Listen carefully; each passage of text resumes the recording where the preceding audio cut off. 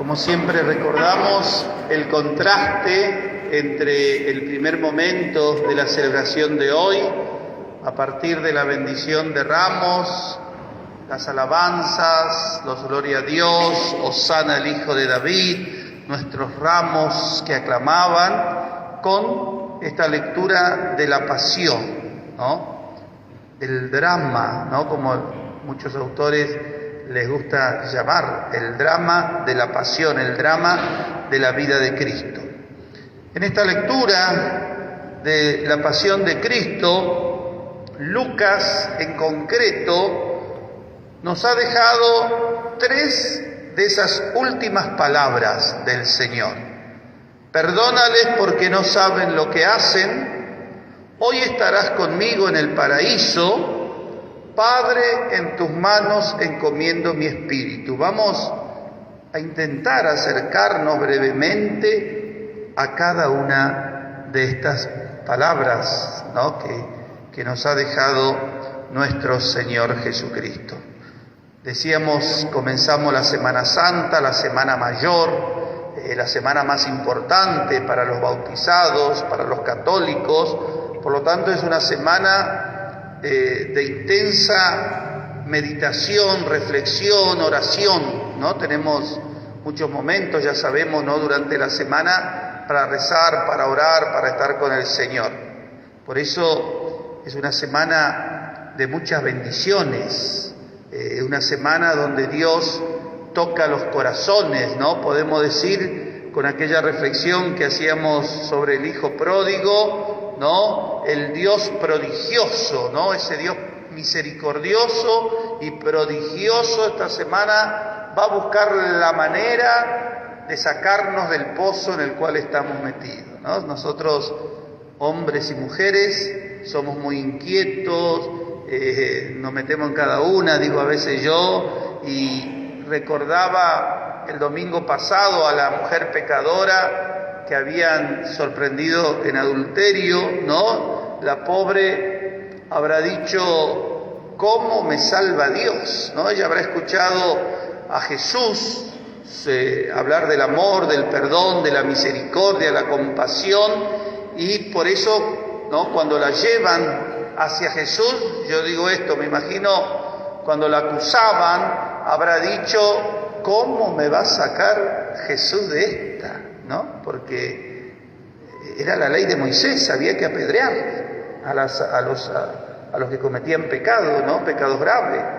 Y ahí se manifiesta una vez más el Dios prodigioso, ¿no? Como conocemos el relato, lo querían poner a prueba. Por un lado, si Jesús la perdonaba, lo iban a acusar porque iba contra la ley.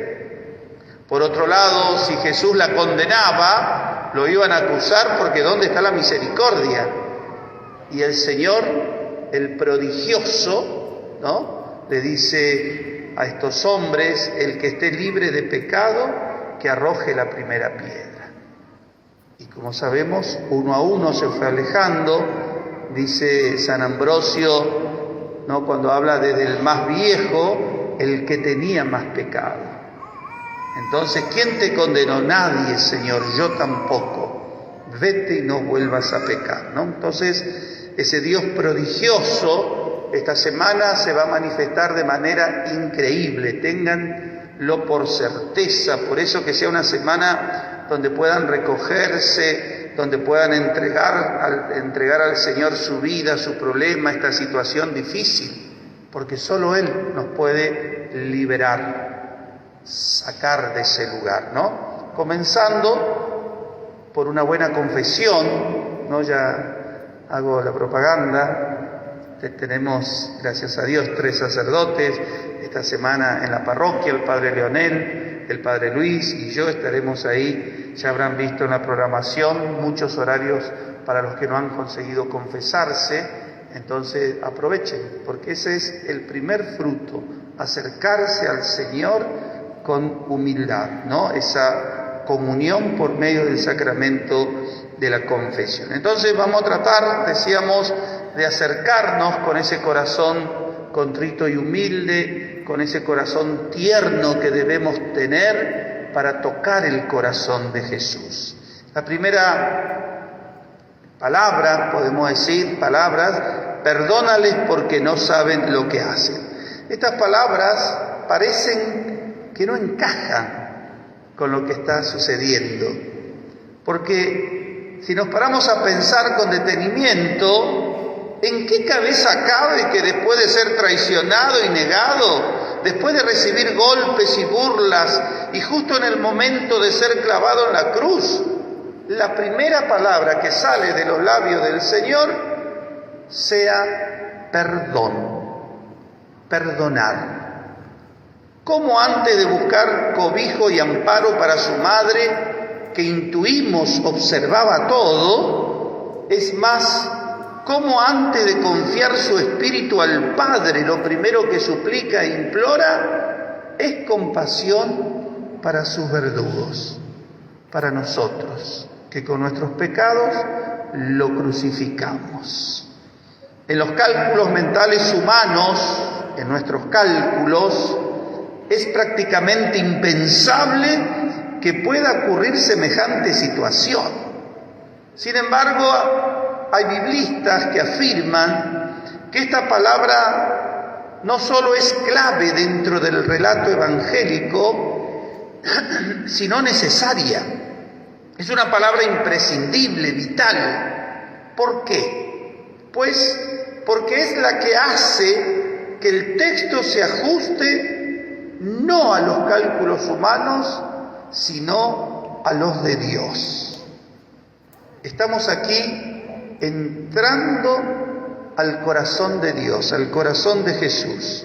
El tema del perdón, sabemos, es fundamental en el Evangelio de Lucas. Lo acabamos de comentar de la parábola del Hijo Pródigo.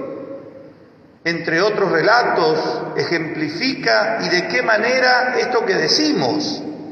Por eso, lo que podemos contemplar en esta palabra es que Jesús, en el momento de mayor dolor físico, abandono afectivo y sufrimiento racional, sigue siendo coherente con su predicación y nos ofrece su propio ejemplo.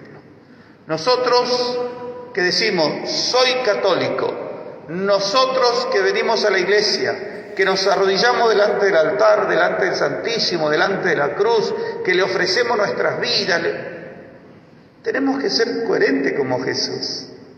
En el momento más difícil de las pruebas es donde se ve nuestra fe, es donde crece nuestra fe.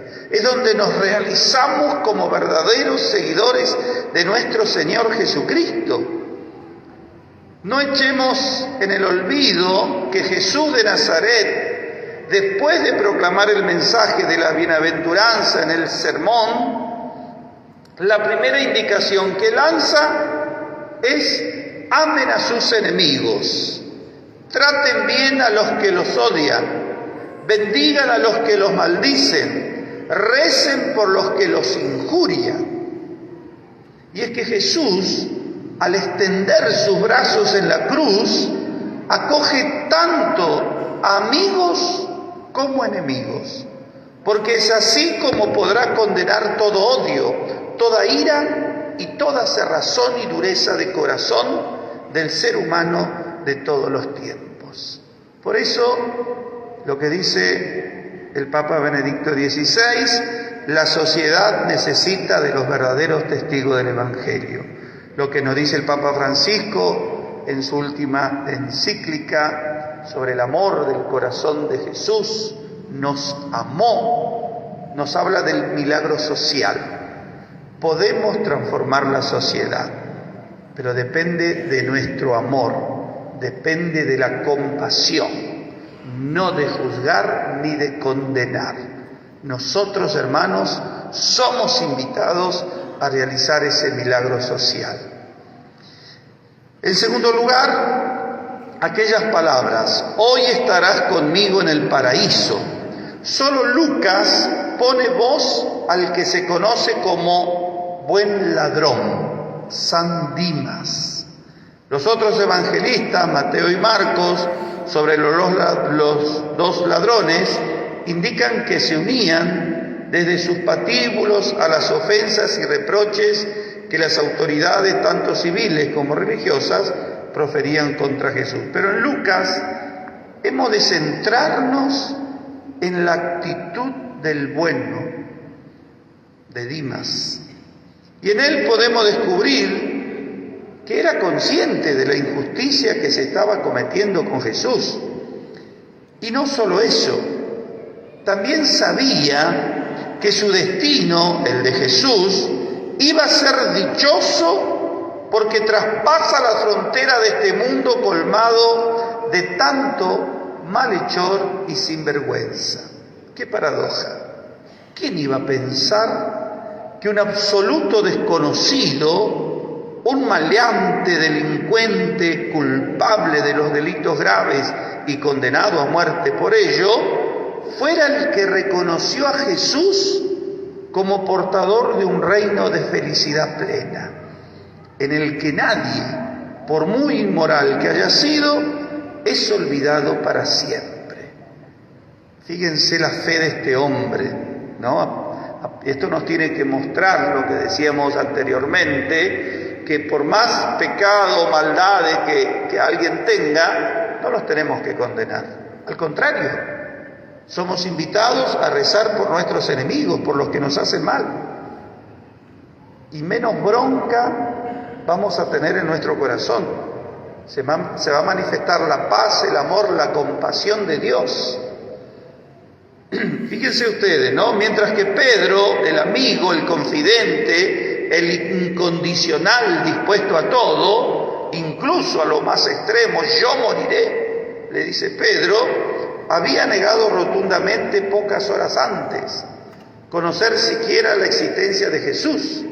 Sabemos que bastó una mirada directa, indescriptible, pero con toda seguridad colmada de amor y ternura, para que el primer papa de la historia reconociera la gravedad de su pecado, negar a Dios.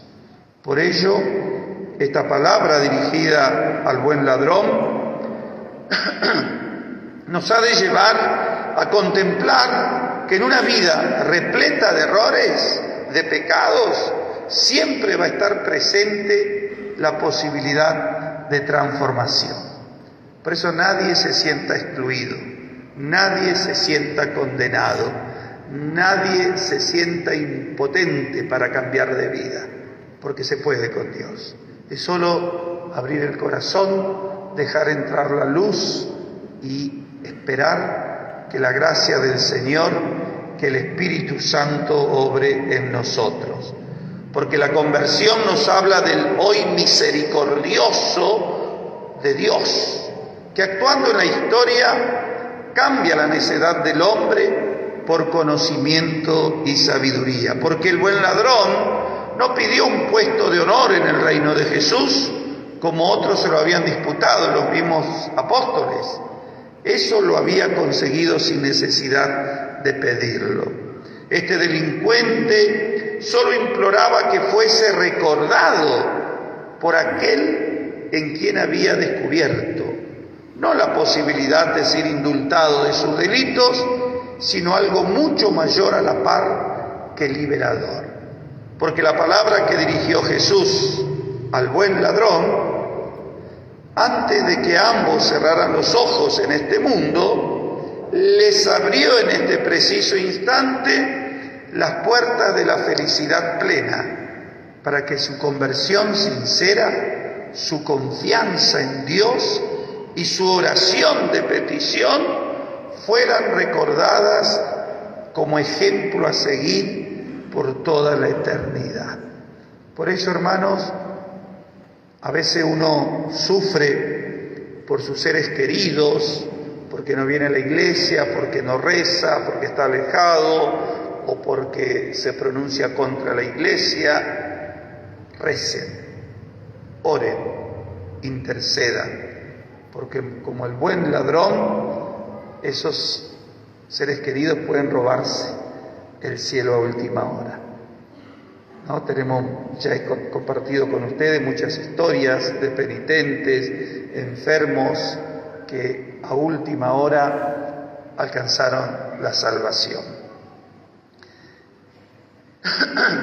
Y en tercer lugar, Padre, en tus manos encomiendo mi espíritu. Antes de que Jesús pronuncie esta última palabra, Lucas nos ha ido preparando para que descubramos que algo grande va a ocurrir. Y es que el mundo se ha quedado a oscuras. Y en el templo, el velo, ese que debía ocultar lo más sagrado, se ha roto por la mitad, como escuchamos en las Escrituras. Por eso, después de esto, Jesús se lanza con una confianza absoluta a los brazos del Padre. A diferencia de otros evangelistas, en Lucas no encontraremos grito alguno en ese momento. Es importante esta distinción. Y otra cuestión, ¿por qué Lucas ha puesto en labio de Jesús el Salmo 31 en lugar del Salmo 22, como encontramos en otros relatos? La respuesta a este interrogante quizás sea que Jesús, sin tener duda alguna, sabe que Dios jamás abandonará a nadie, y menos en momentos de sufrimiento, angustia y soledad. Así pues, en esta palabra hemos de descubrir y contemplar el culmen de esta esperanza que Jesús de Nazaret había mostrado siempre a lo largo de su vida con sus dichos y hechos. Sin embargo, la realidad es que el mundo en esa hora ha quedado en tinieblas. La oscuridad lo domina todo. Tan solo falta dar sepultura. Y ahora, ¿de verdad que esta es la última palabra? ¿De verdad que no hay nada más que decir? Sabemos perfectamente que la respuesta es no. Cristo ha entregado su espíritu.